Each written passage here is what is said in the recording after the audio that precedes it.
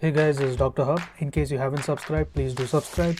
This is a concise, well-crafted summary and it highlights only the important keywords. Pituitary tumors and the Japanese encephalitis. So here in pituitary tumors, we need to know about the craniopharyngioma. The craniopharyngioma, it is predominantly suprasellar. It will be suprasellar, and there is a midline lesion which is present.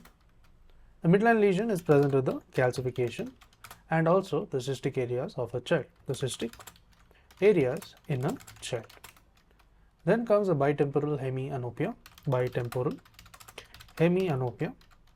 The bitemporal hemianopia is nothing but a compression of the optic chiasma.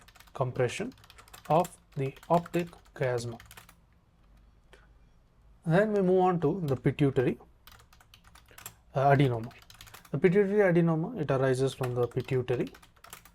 There is a figure of 8 appearance which is seen. So there is a figure of 8 appearance which is seen, and this is mainly due to the pituitary macroadenoma. So it is due to the pituitary macroadenoma.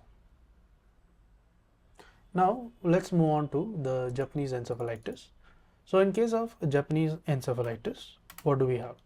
So there is a bilateral thalamic involvement is seen, and this is in the encephalitis patient. To learn and grow daily like this, please do subscribe.